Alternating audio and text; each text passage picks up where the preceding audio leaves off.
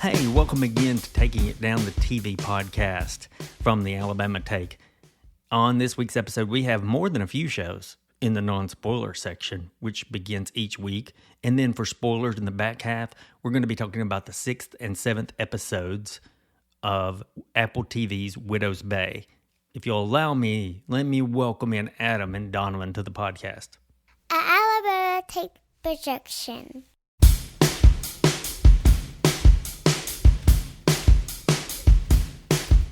There's Adam, there's Donovan, just like I promised. I watched all of the Boroughs on Netflix this week, which got a small amount of buzz, likely due to it being produced by the Duffer Brothers. Those are the guys who created and wrote most of Stranger Things. In fact, this has been called Stranger Things in a Retirement Community, and that's fair at first, but it did morph into a lot more than that after an episode. Do you recommend it? I really enjoyed it. My first thought is that it was awfully predictable, but that was just episode 1. That changes to many degrees, and it really doesn't even matter after the 2nd, 3rd, and 4th episodes progress. It's because it's a show that understands quite well that its leads are older, and all of that entails. There's a hint that it's dealing with aging as trauma, but as aging is probably a little bit more like aging as something as cosmic. Mm-hmm. I thought that was kind of okay. It did that on a generic kind of level. But the best thing it has going for it is that it's large cast, and they're all very interesting and likable as characters.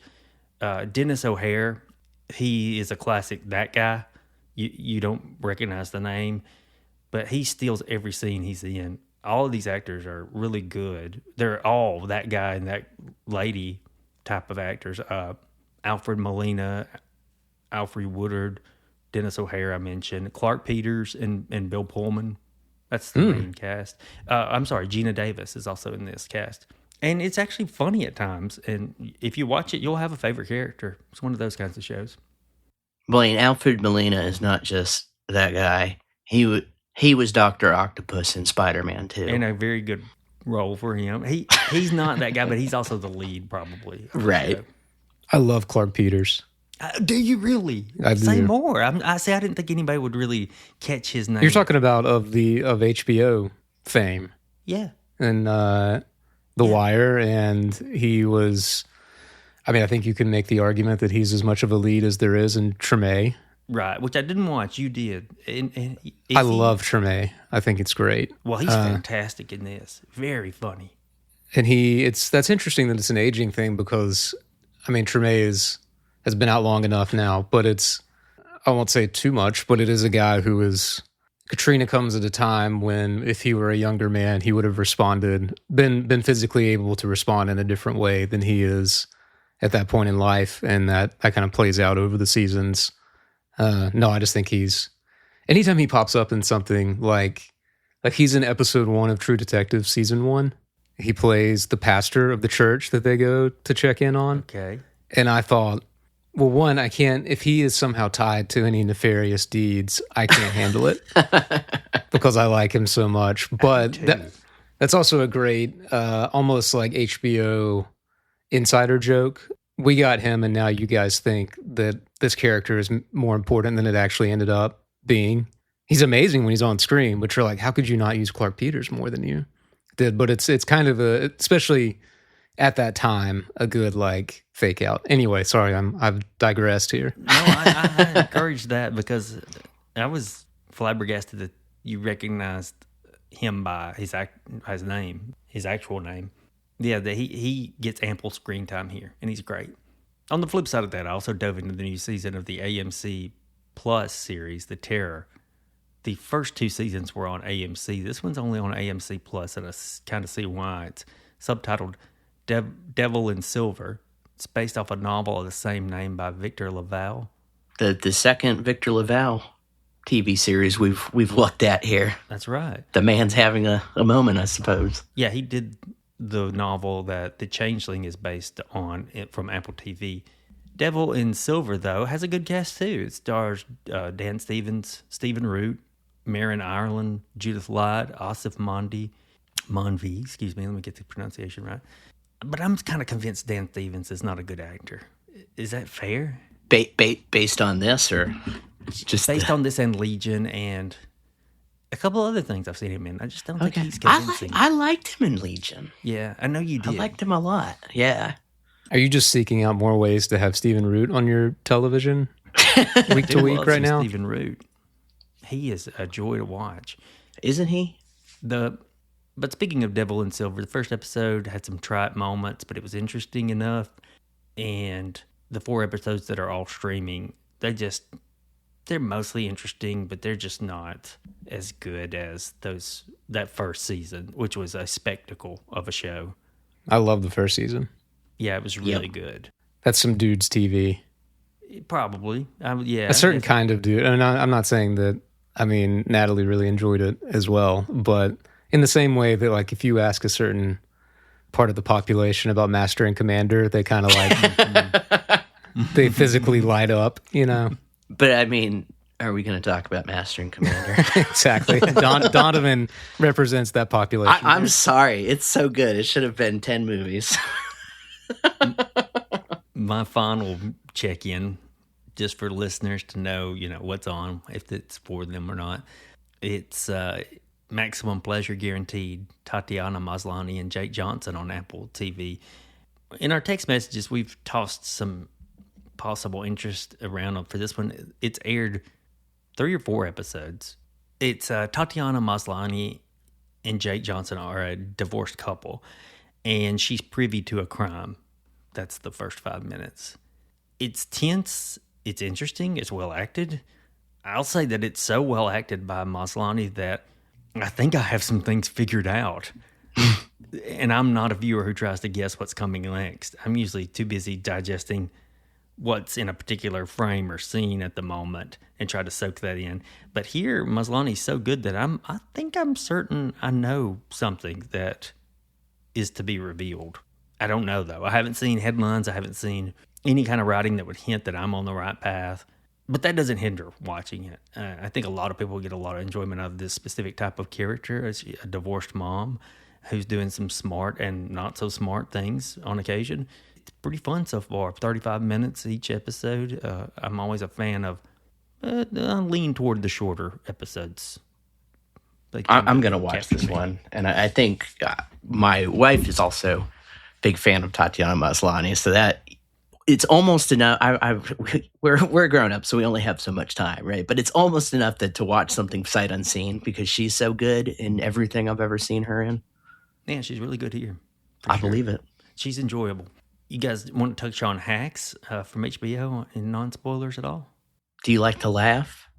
I kind of did it last week, but Donovan, what do you make of this season? We know it's the final one.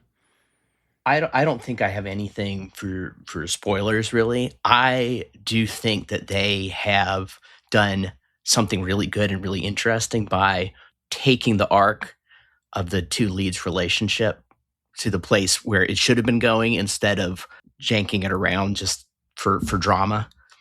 That was an exhausting thing last season, was the flip-flop every other episode of we're back together, no we're not, we hate each other.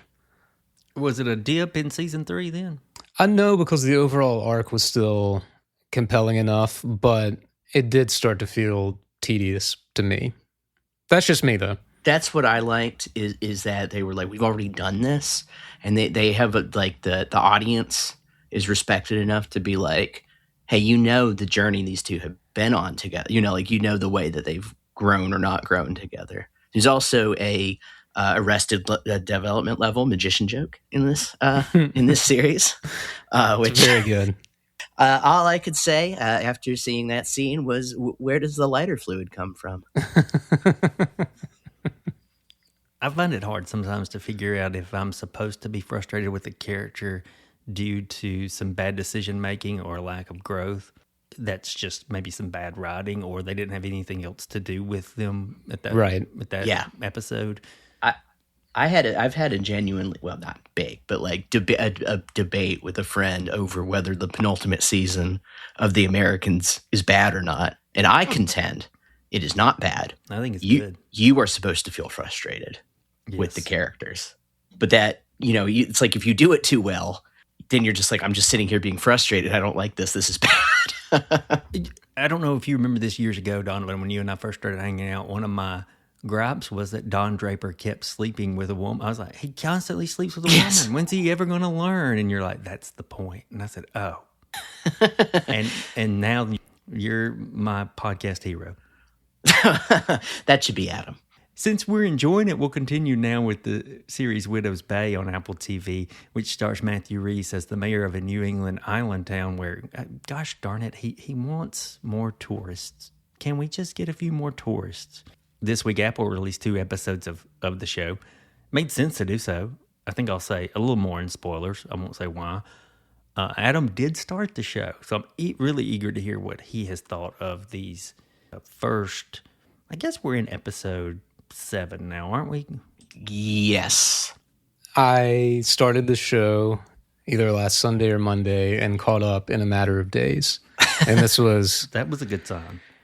the whole house watching, meaning me and Natalie. Well, and the boy, right? And then the boy, yeah, the dog. This doesn't always, even shows that we enjoy don't always end up doing this. I don't know if it is the right brand of like summer fun for the week after Memorial Day. Things kind of feel, we live in a kind of a university town that changes vibe in the summer. It's like, oh, well, this is, feels a bit like Finding Jaws on AMC on the right summer evening. And you want to know more every time. And I when they put the font on the screen the first time, it's like, you know what? This is Stephen King. I listened to y'all's thoughts from last week to make sure I didn't get too redundant. You know, I think the only thing that I would disagree with Blaine on is he called it folk horror. I don't think this is folk horror. I think this is adjacent, but it's much more King-esque. I think there's going to probably be, we can get into this in spoilers, but it does strike you a bit more as like a throwback Monster of the Week kind of thing, but with a really, really, really good cast that's kind of letting it operate on a different level. And I also, it's funny that y'all brought up Midnight Mass because I thought of that for several reasons that I'm sure we will touch on. Even before those, that the idea of being on an island, something weird happens, you know, it's hard not to draw comparisons there. The difference being, I think there's some good acting in Midnight Mass, but the whole crew here is on a different level. And it feels like it's achieving that thing where you don't have to enjoy the genre necessarily. And I think they're constantly undercutting the genre. I mean, obviously it's transcending the genre. Right. And that's when things get good. I do think it's somehow both really funny and scary. And sometimes like the funny moment is like there's a jump scare in the most recent episode that's a moment of humor. Yes. And like, I think can you all think of that many times that happens? I have been like, I'd say I guess it would be episode 6 is probably like the least funny episode they've done. Yeah. And yet there are like genuinely laugh out loud parts. There really were. You know, and I'm like, that's hard to do that without making it, while also having like the drama still dramatic and serious. That's tough. I'm notorious on this podcast for saying I don't laugh out loud. It takes a lot. It takes just really some pure slapstick comedy maybe. But I had a laugh out loud moment in this most recent episode where I heartily chuckled, I suppose. It is the cast too. Like even the people I didn't know, like there's a lot of familiar faces. You know, we get from Somebody Somewhere. Obviously, we have Matthew Rhys. We have Stephen Root. Thank you. I couldn't think of his name. But then people I didn't know, like I had never really seen Kate O'Flynn in anything before. She's hilarious. She's so good. She's absolutely one of my favorite characters. She's perfect. Yeah.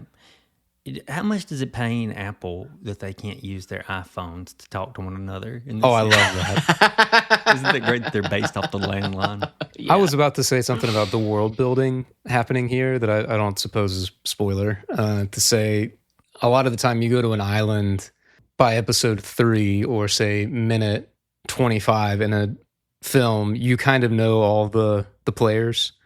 They've really made the island big enough that like you can still have new characters and they can go to new places, and they do clever things like there's no cell service, so everybody's checking their answering machine and using land, and it just feels like, I mean, it is out of time, but it lets them do, when they do an homage to like a classic film or something like that, it doesn't feel like, well, why don't you just text the person that you're, you know what I mean? They managed to slice a lot of that away in this clever format.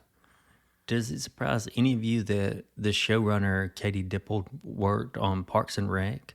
No. It's got that kind of dry sense of humor. You can see the DNA from one. I see it for sure. And even our heroes are like connected via local government. Yeah. You know, in some way, and you get the inner workings. Some of the scenes, I need you to stay all day. It's like, well, that sounds good. I got to leave at 3. Like this could be from the Pawnee Parks and Recreation Department for sure. Matthew Rhys is so good. He's doing so many different things here, but I genuinely enjoy him as the mayor, constantly trying not to blow his top, which is, and I will say another thing I really like about the writing, and I think Matthew Rhys's performance, and I think this can be said of other characters too, is that exasperated mayor trying to blow his top is not the only thing he is. Yeah. I think it's good when you have characters that have facets and you see how those different facets display. Well, they do such fast character studies and they're so good that I think you don't even notice them. Yeah. And I guess we won't get into specifics of that, but there are people with very, I think if you tallied up their screen time, it would be surprisingly low on the minute count that you feel like have contributed significantly or that you know something about. And that's it makes me think that they know everything. There's probably some binder with hundreds of pages on the backstory of all of these people, because you almost have to do that to be able to pull off that tip of the iceberg thing. It feels like even smaller characters like the waitress that Loftus doesn't like, or the guy that runs the inn. It's like you said, Adam, he's been probably in 10 minutes of screen time, but like he's making me laugh every time I see him. Well, and even the waitress, like you learn something about the island because you think, why should she care? Right. You know what I mean? Like she's been stuck here her entire life. And you start thinking about all of these things, that there's a version of this that doesn't walk all of these tightropes well, and people maybe just turn into like, well, they're quirky for quirky's sake or whatever it is, but all the characters feel very realized. This is the thing that people who like there was like a spate of movies in the 90s that are not good, that were trying to be Pulp Fiction. And the thing is that they were basically, they would do that where it was just like, oh, it's quirky for quirky. It's like, okay, there has to be a point. I do not enjoy just watching a bundle of eccentricities unless there is some sort of point to it. Mm-hmm. Well, even say, this isn't a spoiler, but the priest and Matthew Rhys's interaction I think it's in the first episode. Yeah. Yeah. Like that's a great example of he's picking up food. Priest is like, do you want to come by? And we'll figure it out another time. And you learn so much about how all of these people are related by those little interactions and experiences. For me, it goes back to the Russo brothers working on Community, which had to be an ensemble piece in order to work. And then they took those skills over to the Avengers movies and made the best Avengers movies so well. It's really not the genre that matters as much as dealing with what elements of the story needs to shine and how to work those in. Because it's funny, when I first heard about Widow's Bay and then I found out it was going to be ran by Dippold, who was, I might be saying her name wrong, and she worked on Parks and Rec, I thought, oh, okay, well, I hope it's just not a ridiculous comedy, because it sounds like it's got potential, but it doesn't really matter, because a good show is going to be a good show. And I think, my initial concern with it was like, is it going to be dragged down by being a monster of the week? I think that fear of mine has been laid to rest. This is one that I look forward to watching every week. I also had that concern by episode 2 or 3, and it's like, well, maybe, and it still felt like they were pushing something bigger, something overall was going to happen. And obviously they delivered on that, but Yeah. It manages to do that both. You know, we're talking about comedy and horror. It manages to be a monster of the week and have a strong through line. Yeah.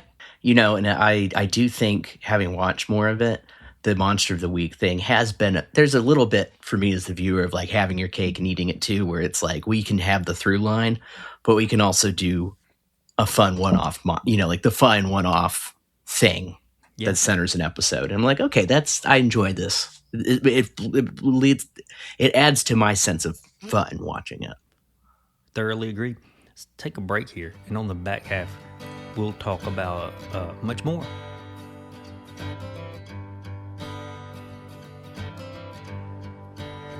Many interviews can ramble, or maybe the host asks the same questions you've all heard answered. Not with short takes. Not only does short takes have the guests you want to know more about, but also the summer series manages to go in depth with just 4 questions. Back again this summer, Short Takes will air new episodes each Friday on the YouTube channel for the Alabama Take.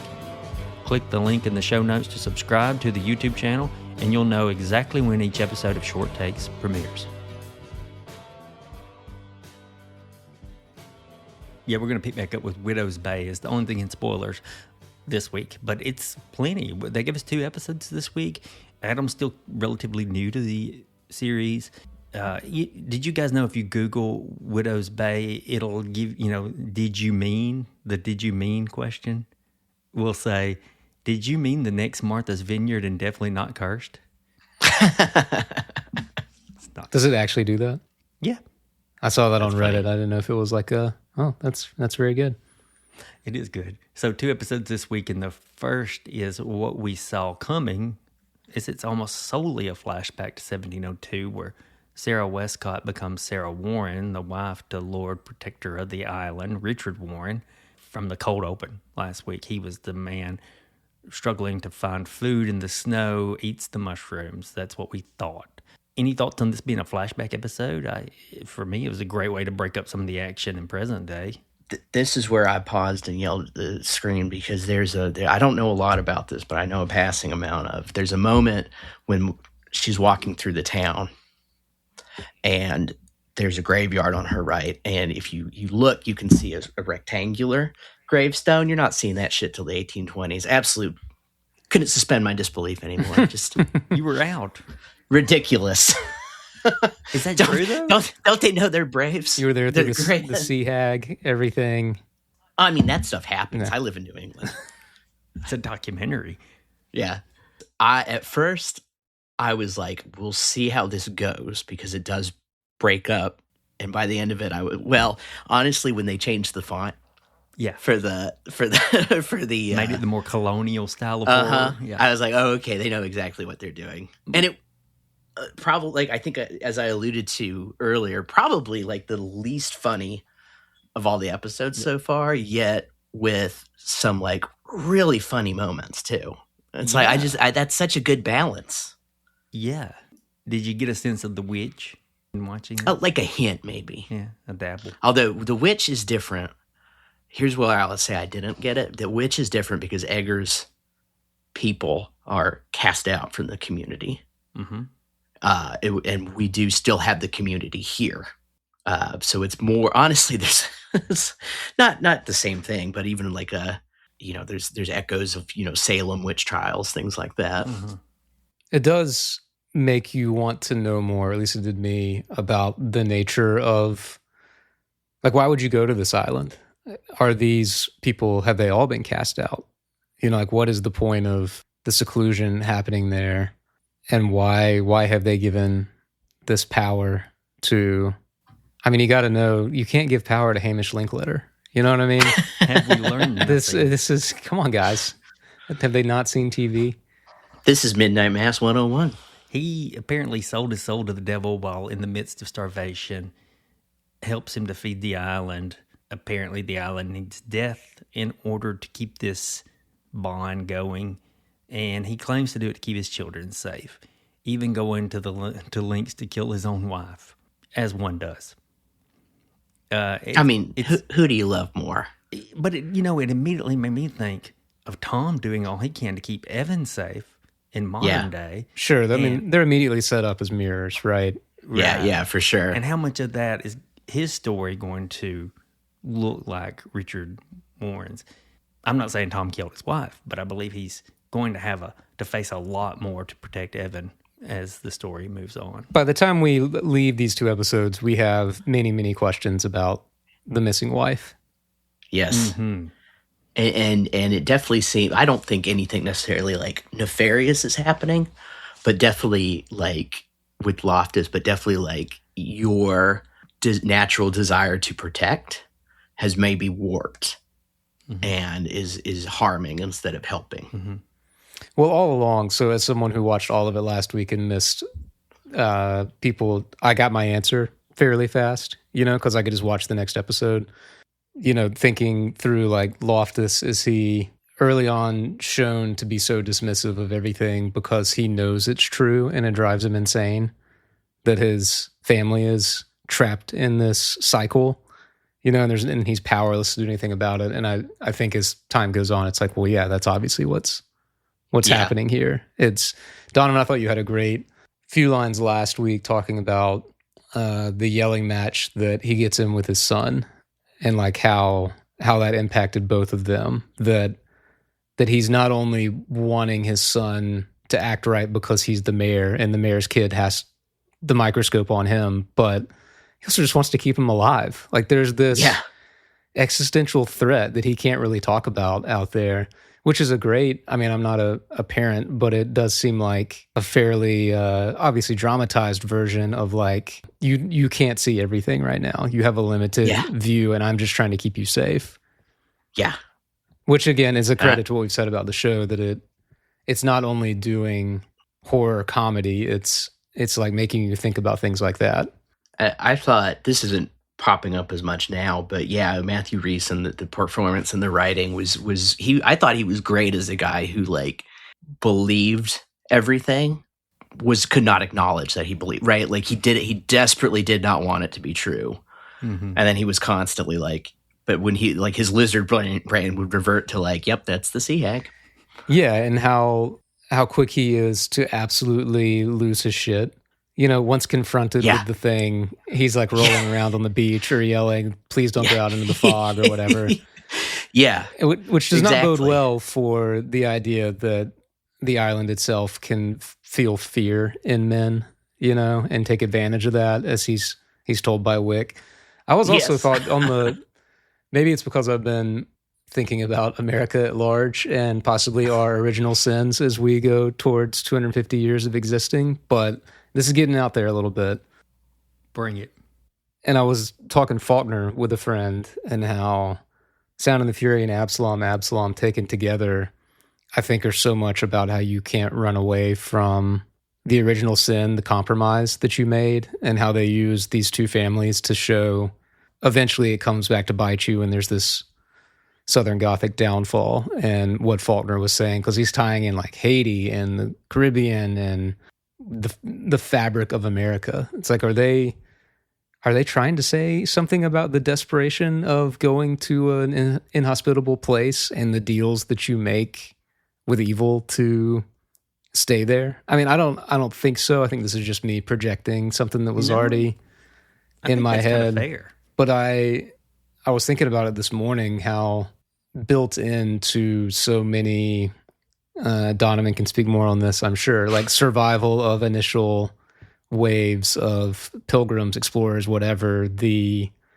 deal with the devil may have been. I do think we're asked to think about those things, especially with the Puritan episode, especially, so many people who, were in small communities, initially set out. They're in what they'd call the howling wilderness. A lot of times, they had to make deals with the Native Americans, not devil's deals, but just like they were alive because the Native Americans allowed them to be alive. And then let's just say things kind of go south eventually. Like we have the Pequot War in Connecticut. We have, which was the end of the Pequot tribe. We had King Philip's War.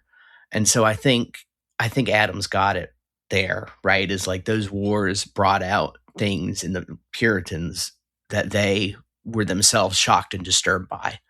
that they were doing to keep, have power, control their communities, all this kind, have government, all that kind of stuff. And I think, anytime they're jumping us back to 17, whatever like that, I think we're meant to think about it at least a little bit. When it comes to the Puritans and that many of the colonizers at that point, Native Americans weren't literally the devil, but that was how they were referenced. The heathens, something the I savages. found. Well, when I say deal with the devil too, I mean like you're making some deal to access your own brutality, not anything exterior. Yeah. That's why. Yeah, that's why I thought you were very fair in your.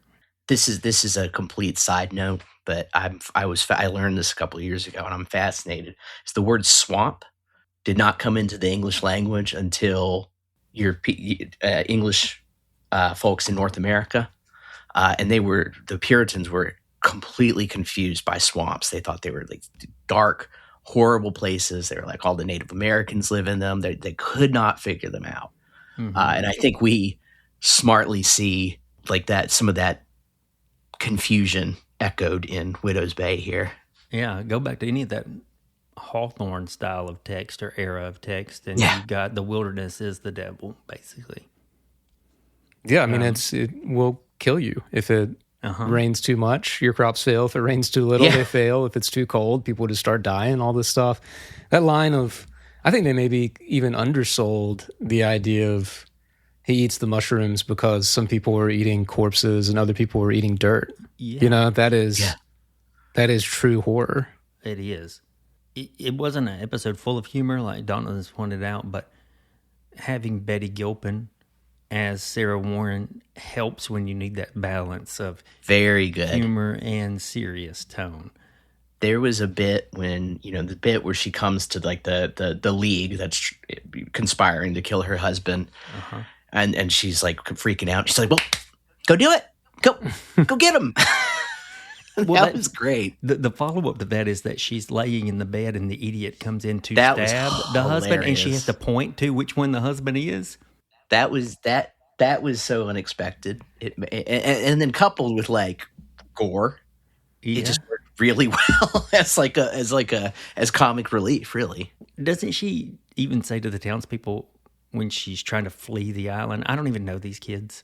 Yeah, just like because they say like, "Aren't you concerned about your children?" And she said, "Well, I mean," she's like, "I just met them." That was it. That was funny.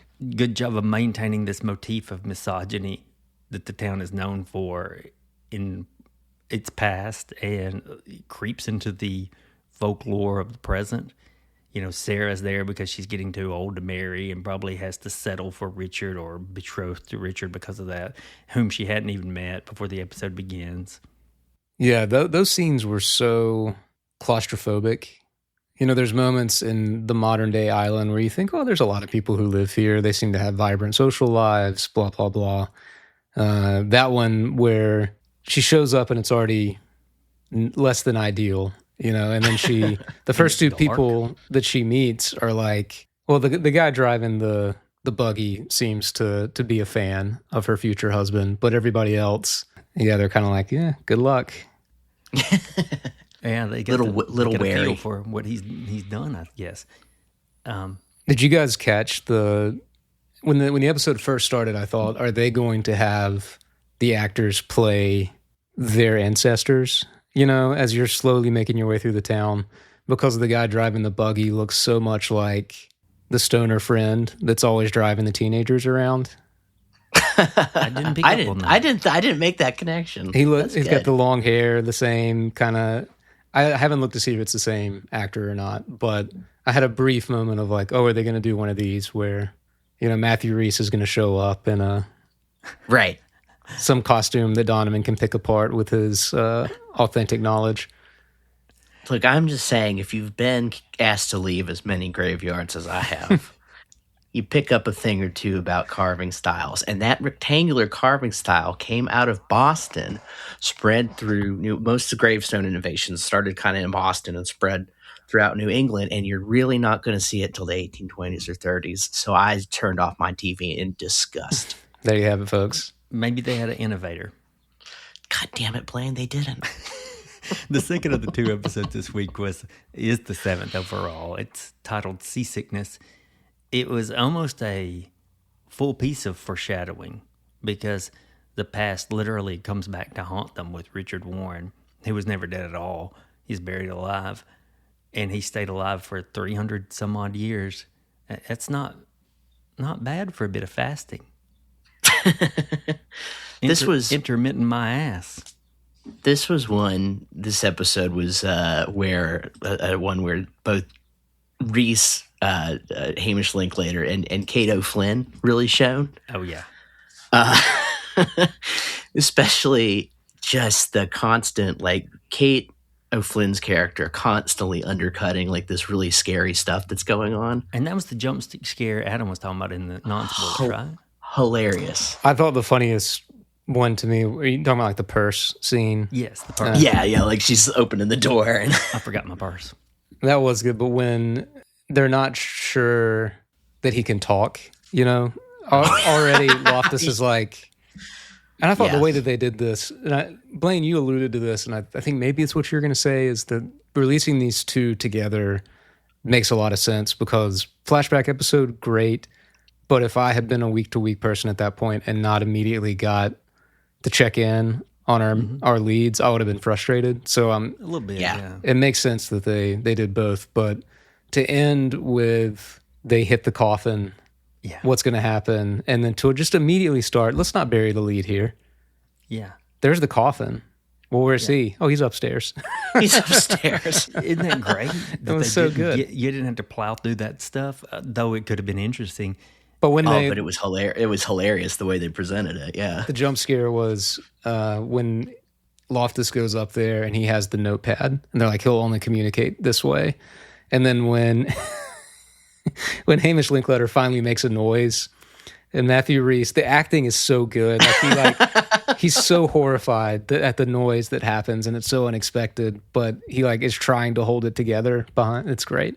And both times he's writing the note, Rhys is so slowly giving that notepad to him. Yeah. Yes. You just keep thinking he's going to grab his arm at any moment. Right.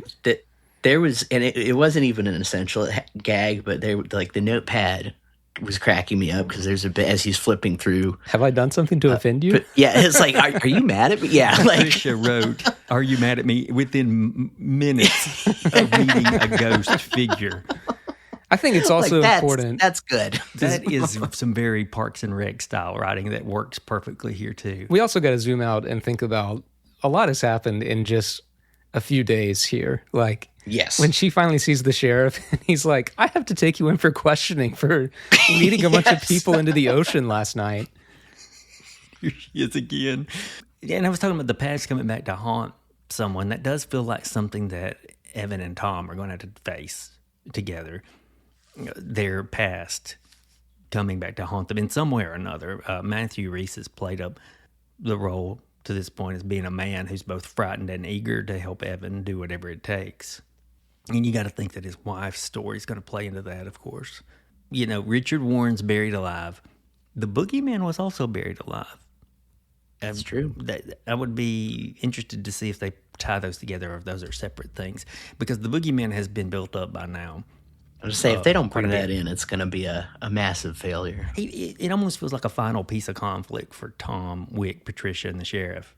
That seems like maybe where they're going with the boogeyman. I don't know. Well, it has to tie into, the choices like, what will you do to protect the majority of people? It's like, will you let this thing loose to, what's the worst that could happen if a few tourists disappear? Right. And we get to leave in peace. I mean, they've got us bring back, they've talked about witches a few times, right? Yes. Patricia was very easily able to do whatever she did at her party. With her book. Yeah, and they're setting up all of these ideas of lineage, who was inheriting things from Widow's Bay's past. When she throws that book in that fire, her hand's in that damn flame. That's all I'm saying. Yeah. Interesting. And another thing the show hasn't returned to, it says from the opening episode, there's an electric chair beneath that restaurant. Is that the same chair that's in those tunnels under the Historical Society building Yes. and turned into an electric chair. I think that these are the same tunnels that tunnel. we see in the flashback episode. And we see a those are chair, and I think that those tunnels have been, as someone who watched it quick, like they're very clearly the same place that has been kept up all along. And the Reverend visited that well the night he died. Right. So somebody like that went from torches to lights, they put in a more modern chair. Yeah. I don't know that that's an electric chair as much as it's modernized restraints. Okay, could be. Yeah, like you'd see it in like the popular horror imagination of like an asylum. Yeah, it does. It's reminiscent of that for sure. I love the effect on Hamish Linklater's voice when he does finally speak. It gave an ample amount of creepiness, but it also made for some. This is where I laughed out loud, and I mean, I think I had to pause it from laughing. Is when Tom reveals he's not going to let him out of the coffin, and they go back and forth with some "fuck you," and that had me on the floor almost when he said "fuck you," "fuck off." There was another bit where like this is just the comedy, like when Reese is trying to convince Wick to let him out. He's like, "I already did." Oh, that was so good. That was so well played And so in character. Oh, That's it was like so Loftus 101 is, I've seen people say like he does lie a lot, Loftus, but it's usually like he's attempting to do white lies to help people. Yes. But he withholds information even more than he lies. Yes. And like that idea of like, because letting him out was weakness, in some ways. It was kindness in other ways, but... And another quick comedic moment that they don't even acknowledge, but it's still funny. They don't just let him out; they feed him. Oh, Vienna sausages. him crushing those Vienna sausages, and It's so disgusting. yeah, Tom like kind of gagging, doing like the dry. Yeah. So he's not only nice enough to let him out, but he gives him some food. I feel sorry for the sheriff. Got to be honest. He's putting in his week's notice. He's done. I feel sorry for him because he's had to put up with a lot of shit in these. He clearly Adam has. pointed out, this has been a 3-day span at most, maybe 4. It's always good when someone in law enforcement that you're supposed to like announces that they're leaving the force, right? So, yeah. That's good for their longevity.